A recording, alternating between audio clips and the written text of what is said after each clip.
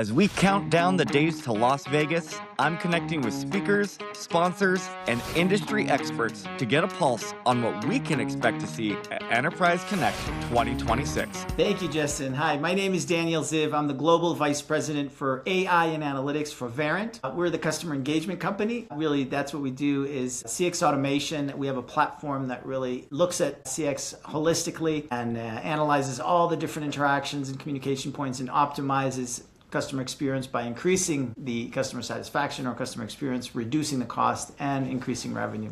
I love it. It's good to have you here. I want to pick your brain on a couple things. One of those being some of the big trends and topics that will be discussed at this year's conference. But before we get to that, I actually want to dig in a little bit more about what Verint will be doing on site. As someone who's been there before, you know, a lot is competing for people's attention when they get onto the show floor. Talk to me a little bit about what should people expect to see from Verint at Enterprise Connect this year? Well, definitely check out the Verint booth to see the new Genie bot. That's kind of, it's been an amazing journey. We launched it in 2025 and it's been phenomenal. What makes your organization unique is not necessarily your access to AI, because everybody has access to AI. It's how well are you leveraging your customer interaction data, your behavioral data. You know, what customers say when they call you, what your agents are doing when they're interacting with your customers. All that data, your quality data, your customer feedback data, your voice of the customer data, all that's unique. Competitors don't have access to it. Even the AI models don't have access to it unless you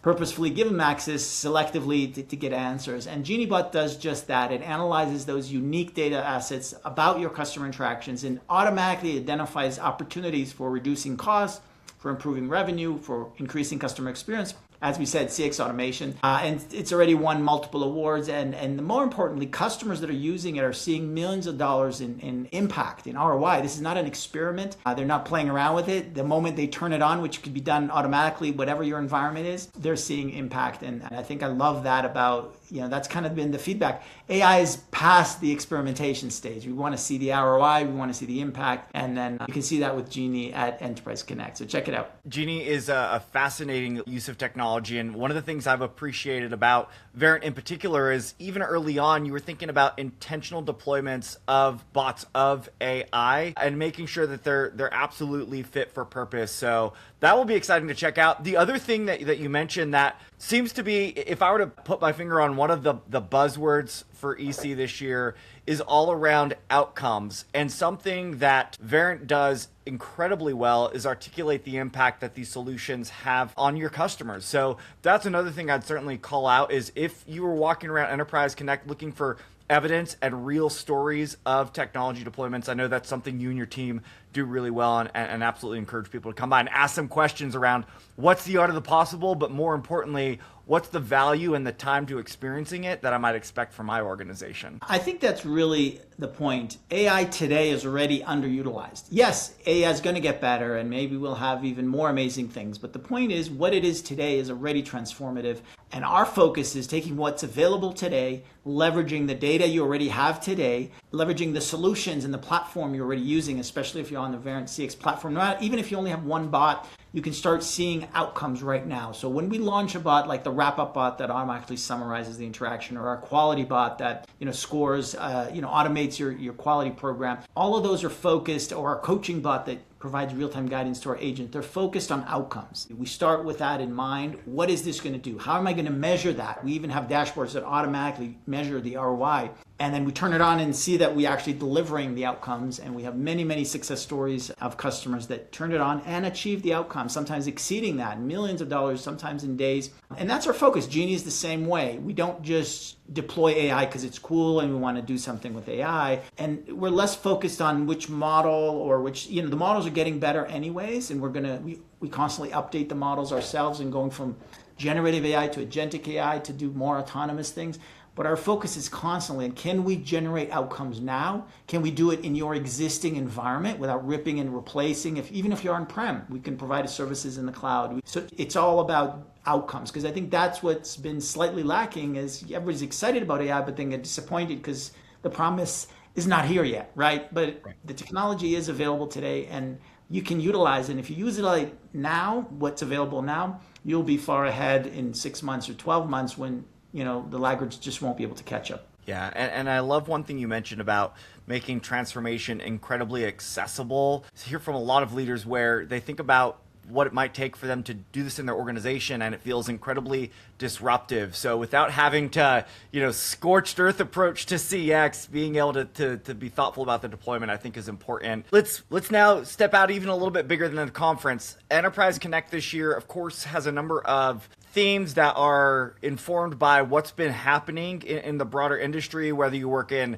communications, collaboration, customer experience, they all seem to be, converging together anyway right now. But there's some big things playing out. Would love to maybe get your take on two bigger trends that will play out, beyond our couple of days in Las Vegas. And the first is this: when you think about your career, you have seen many different waves of both workplace and CX transformation. I'm curious, what pressures do you think make the current moment in time fundamentally different for leaders who are trying to decide how work, technology, people all come together? Yeah, I think this is definitely a transformation and a huge inflection point. I have been through the internet and then the mobile internet that had a huge impact on the world as a whole. I think this one is going to be bigger and faster, but fundamentally not different in the sense that I don't think everybody's going to lose their job. I think jobs will change and there'll be new jobs and a lot of jobs will change.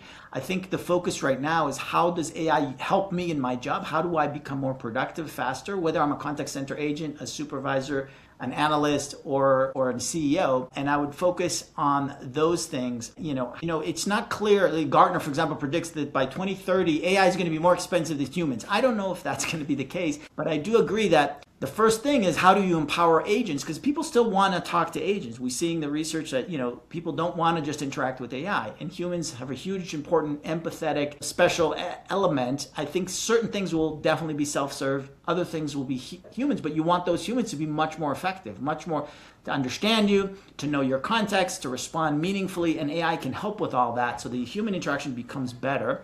And that's why a lot of these jobs will stay. I don't think all the contact center agents are going to disappear, but I think some will, and some will just become so much better. Everybody's had a frustrated interaction with the contact center agent, and hopefully we'll have less and less of those, and they will be actually building loyalty and generating revenue rather than frustrating. So I think, back to your long answer for your question, is I think it's hard to know how but this is so transformative that it's hard to predict what the world will be like in 5 years. Perhaps we all have self-driving cars, and perhaps everything is self-serve. I don't know. I think certain things will be much slower, certain things will be much faster. The point is we can't disregard this. Those who are waiting for AI to be perfect are going to stay behind. There's going to be a lot of hiccups and learning curves, but you have to I called it ride the dragon in some other interviews. It's coming. We can't stop it. We can only learn to ride it, and it's going to take us some skill and time to ride it well. But if we start now, we can reap some benefits immediately. And as this dragon grows, we hopefully harness it for the good and improve our personal careers, our companies, our customers, our stakeholders.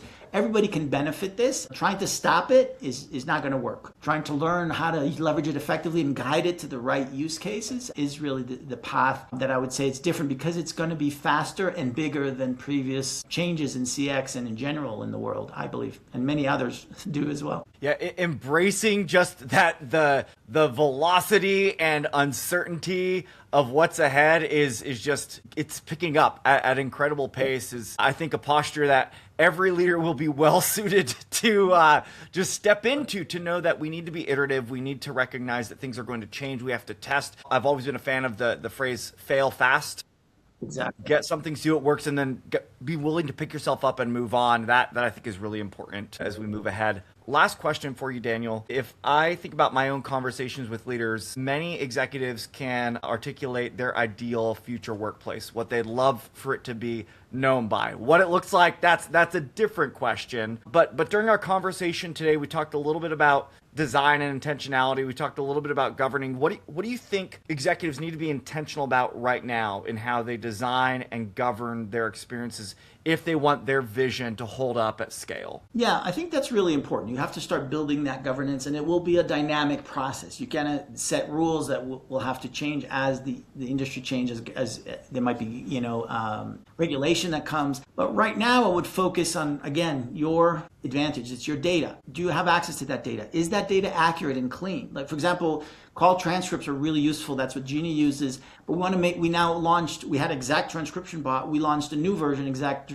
2.0, that is even more accurate, because the accuracy of the data is really important. The relevancy of the data, more data is not always better. Even for the LLMs, we have this notion that you just dump everything you have into LLM. We're not there yet, maybe someday. Right now, you want to select the right data for the right task, for the right question. Even when you ask ChatGPT, if you give it the right context, it gives you much better answers. Gemini, Claude, all the same. So first of all, make sure you have the data, make sure it's as accurate as possible, make sure it's relevant for the task or question or whatever you're trying to automate. I think that's important governance, and the models will self-improve over time anyways. I think I would focus on that. Also sensitivity. Some data is very sensitive. You want to have maybe PII to be redacted or other things, access to certain people for certain types of data. All that's perspective of, you want to be ready for that. So you can plug AI in and not say, well, we can't use AI in this environment because there's some sensitive data. No, you have to use AI, but you have to do it carefully, with the right data, with accurate data, with the relevant data, with not exposing things, not exposing risks. All that is what I would focus on in terms of setting up the overhaul, the governance and the structure for success. And then again, every day or every week, pick another use case, another vendor that can support it. And I would also think of, especially in the area of CX, as a platform. There's so many cool point solutions, but fundamentally CX is so strategically important that you want to think of this as a platform, CX automation platform, and a CX automation strategy, because otherwise you'll end up starting small is good, but if you start small with 20 different things that are not connected, it becomes not manageable, too expensive, too difficult to manage over time and to maintain over time. So I think focus on what's my platform strategy and where do I start now? And then add to that where it's all sitting and the data is connected, so it allows AI to really leverage itself, and it's also easier to govern and manage rather than 50-point solutions. So that's what I would kind of focus on in terms of the governance and the structure around it. I would be less concerned about which model I use, because over time these are changing and they're going to be commoditized to some extent. I'm not sure they'll be free, but they'll be similar enough that that matters over time will matter less. It's your structure, your data, your governance will matter much more, I think. Yeah. Wise advice. Customer experience is such a nuanced and complicated aspect of what every organization does. And I think you're right. We've got to be really clear about our strategy for how do we design and deliver that with excellence, and then be thoughtful in the processes, the technology, the people that come together to make that a reality for our organizations. This is the kind of stuff that I love about Enterprise Connect, Daniel. It's the opportunity to sit down with leaders like yourself to see solutions like Verint and how you enable organizations to be successful. It's